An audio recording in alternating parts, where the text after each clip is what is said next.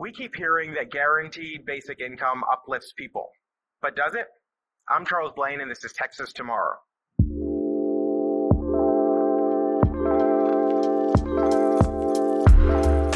Advocates for Guaranteed Income, a program that gives select individuals or families a monthly stipend with no work requirement or other requirement other than simply meeting a financial need set by the entity, claim that it helps people permanently move out of poverty.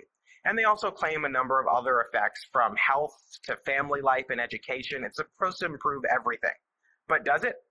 The largest study on the matter was recently released, and it found that recipients were 2% less likely to be employed than the control participants in the group. Recipients also worked 1.3 hours fewer, and they had 26% increase in hospitalization.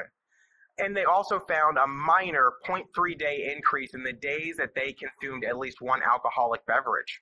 But overall, they found no effect on physical health for the recipients. So we're talking about no better job, no better health, no better human capital training. But what they did find, according to the mobile diaries they asked participants to report in, were increases in leisure, both social and solitary. So with the guaranteed income, the recipients felt they had more time for leisure.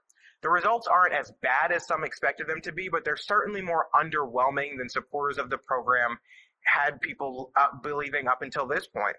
And we have local governments across the state and country pushing these policies. Austin and San Antonio, Harris County recently did it, although it was shot down by our Supreme Court of Texas.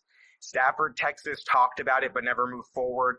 But the data show that should show local officials that this is not a worthwhile investment, and that major capital expenses like this, which sometimes can amount to tens of thousands or even tens of millions of dollars, depending on the size of the program and the size of the city, should be spent on things we already know work rather than programs that we want to try out, like workforce development programs and other things. Better yet, driving down the cost of living for everyone. Rising tides lift all ships.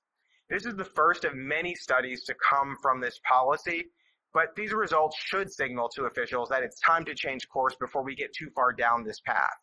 We hope they'll listen, but you should take this data and run with it and make sure that if your city, town, county is exploring any sort of program like this, that they're informed that it doesn't have the effects that many would like them to believe it does. My name is Charles Blaine. Thanks for tuning in. Please like, share. Let us know if there's anything going on in your neighborhood that you'd like us to talk about.